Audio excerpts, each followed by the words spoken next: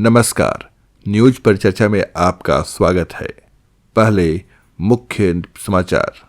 आकाश आनंद के खिलाफ मायावती का बड़ा एक्शन, पद छीनने के 24 घंटे के भीतर पार्टी से भी निकाला। विपश्यना के लिए पंजाब जाएंगे अरविंद केजरीवाल, होशियारपुर के साधना केंद्र में बिताएंगे 10 दिन। झारखंड सरकार ने विधानसभा में पेश किया 1,45,400 करोड़ रुपए का बजट को दिया आबुआ बजट का नाम। बिहार में भी पेश किया गया बजट 2025। स्वास्थ्य पर 20,000 करोड़ से ज्यादा का खर्च, कैंसर अस्पताल के लिए भी फंड आवंटित। समाचार अब विस्तार से। चैंपियंस ट्रॉफी के पहले सेमीफाइनल में टीम इंडिया की भिड़ंत ऑस्ट्रेलिया के साथ होगी। ये रोमांचक मुकाबला दुबई में आज यानी 4 मार्च को खेला जाएगा। हालांकि इस मैच में बारिश की आशंका भी जताई गई है। दोनों टीमों के बीच मुकाबले से पूर्व संध्या पर हुई प्रेस कॉन्फ्रेंस में रोहित शर्मा ने माना कि ऑस्ट्रेलिया से उन्हें कड़ी टक्कर मिलने वाली है। चैंपियंस ट्रॉफी 2025 के 3 मैच अभी तक बारिश की वजह से रद्द किए जा चुके हैं। दुबई इंटरनेशनल क्रिकेट स्टेडियम में होने वाला यह मैच दोपहर 2:30 पर शुरू होगा। चैंपियंस ट्रॉफी के दोनों सेमीफाइनल मैचों के लिए रिजर्व डे भी रखा गया है, यानी अगर बारिश की वजह से मैच नहीं होता या पूरा मैच नहीं खेला जाता तो रिजर्व डे पर मैच वहीं से शुरू होगा जहां पर पिछले दिनों खत्म हुआ था। बहुजन समाज पार्टी की प्रमुख मायावती ने एक चौंका देने वाले फैसले में अपने भतीजे आकाश आनंद को पार्टी से निष्कासित कर दिया है। आकाश के पार्टी से निकाले जाने का कारण उनके ससुर अशोक सिद्धार्थ के प्रभाव को बताया गया है। इस बारे में मायावती ने एक्स पर पोस्ट करके जानकारी दी और कहा कि पार्टी और मूवमेंट की भलाई को ध्यान में रखते हुए ये कदम उठाया गया है। मायावती ने कहा कि बीएसपी की ऑल इंडिया बैठक में यह फैसला लिया गया कि आकाश आनंद अपने ससुर के प्रभाव में आकर पार्टी हित को नजरअंदाज कर रहे थे। इसी के चलते उन्हें नेशनल कोऑर्डिनेटर सहित सभी जिम्मेदारियों से मुक्त कर दिया गया था। पार्टी का मानना है कि इस परिस्थिति में आकाश को अपनी परिपक्वता दिखाते हुए पश्चाताप करना चाहिए था। मायावती ने अपने एक्स पोस्ट में लिखा, बीएसपी की ऑल इंडिया की बैठक में कल आकाश आनंद को पार्टी हित से अधिक पार्टी से निष्कासित अपने ससुर अशोक सिद्धार्थ के प्रभाव में लगातार बने रहने के कारण नेशनल कोऑर्डिनेटर सहित सभी जिम्मेदारियों से मुक्त कर दिया गया था, जिसका उसे पश्चाताप करके अपनी परिपक्वता दिखानी थी। अपने एक अन्य पोस्ट में मायावती ने कहा कि लेकिन आकाश आनंद की प्रतिक्रिया उम्मीदों के विपरीत रही। उन्होंने एक लंबी प्रतिक्रिया दी जिसे मायावती ने अहंकारी और गैर मिशनरी करार दिया। उन्होंने इसे केवल स्वार्थी रवैया बताया जो पार्टी की विचारधारा और मिशन से मेल नहीं खाता। अपने पोस्ट में मायावती ने उन सभी पार्टी सदस्यों को भी चेतावनी दी जो इस तरह के व्यवहार करते हैं। आम आदमी पार्टी के सूत्रों के मुताबिक केजरीवाल 5 से 15 मार्च तक होशियारपुर के ध्यान केंद्र में रहेंगे। उन्होंने दिसंबर 2023 में होशियारपुर के आनंदगढ़ में धम्म ध्वज विपश्यना केंद्र में 10 दिवसीय सत्र में भाग लिया था। 5 फरवरी को हुए विधानसभा चुनाव में नई दिल्ली सीट से चुनाव हारने के बाद केजरीवाल सार्वजनिक रूप से पार्टी से संबंधित गतिविधियों में नजर नहीं आए हैं। झारखंड सरकार ने सोमवार को विधानसभा में वित्तीय वर्ष 2025-26 के लिए 1,45,400 करोड़ रुपए का बजट पेश किया।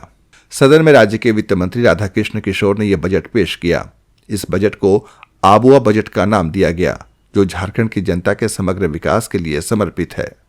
पिछले साल की तुलना में इस बार के बजट में 13% की वृद्धि की गई है।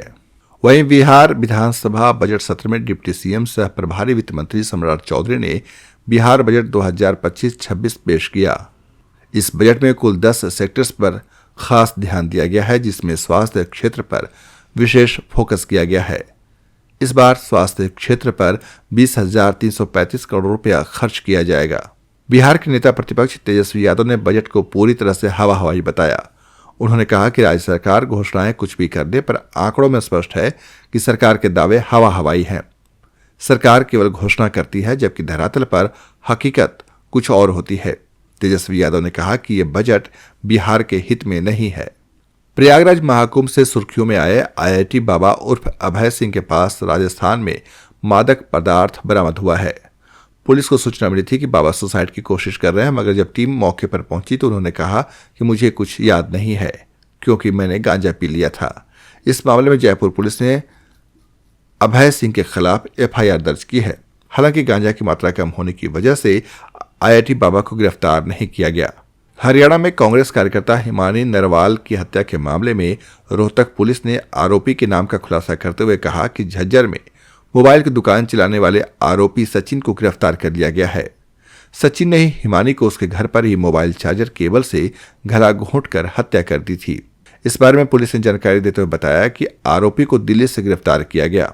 आरोपी पहले से ही शादीशुदा था। उसके परिवार को मृतका के बारे में कोई जानकारी नहीं थी।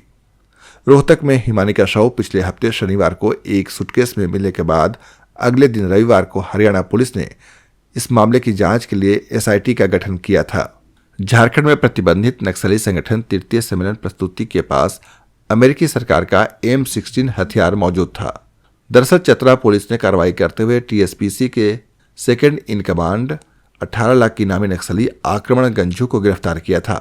आक्रमण गंजू के साथ उसकी पत्नी और 2 अन्य भी गिरफ्तार हुए।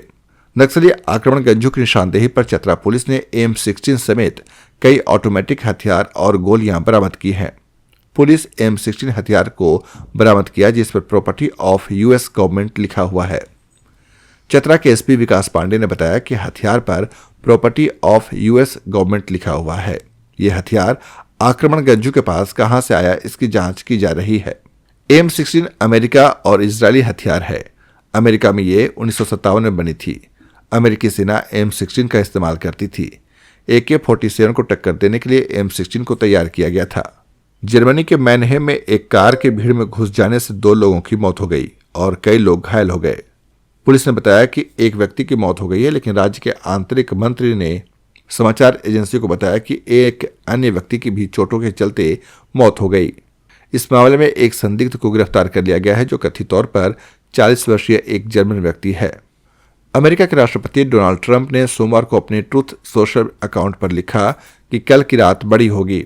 डोनाल्ड ट्रंप ने लगातार 2 पोस्ट किए हैं। पहले पोस्ट में उन्होंने लिखा, एकमात्र राष्ट्रपति जिसने यूक्रेन को कोई भी जमीन पुतिन के रूस को नहीं दी वो राष्ट्रपति डोनाल्ड ट्रंप है। उन्होंने आगे लिखा, याद रखें कि कमजोर और अप्रभावित डेमोक्रेट आलोचना करते हैं और फेक न्यूज खुशी खुशी उनकी कही गई हर बात को सामने रख देता है। वहीं दूसरे पोस्ट में ट्रंप ने लिखा कि कल की रात बड़ी होगी, मैं इसे वैसे ही बताऊंगा जैसा कि ये है।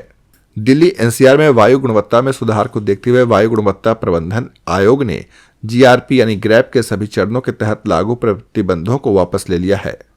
सुप्रीम कोर्ट के आदेशों के मुताबिक राजधानी में एजेंसी ने ग्रैप उपाय लागू किए थे। अब एयर क्वालिटी में सुधार देखा गया है, जिसके बाद इसके तहत प्रतिबंधों को हटा लिया गया। दिल्ली की मुख्यमंत्री रेखा गुप्ता ने नागरिकों से सुझाव मांगकर विकसित दिल्ली बजट के लिए जनता की भागीदारी को प्राथमिकता दी है।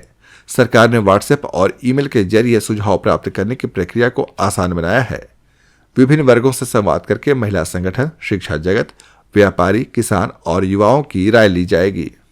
न्यूज पर चर्चा समाप्त हुई। अगर आपको हमारा वीडियो पसंद आया हो तो हमारे यूट्यूब चैनल को सब्सक्राइब करें, वीडियो को लाइक करें, शेयर करें और कमेंट जरूर करें।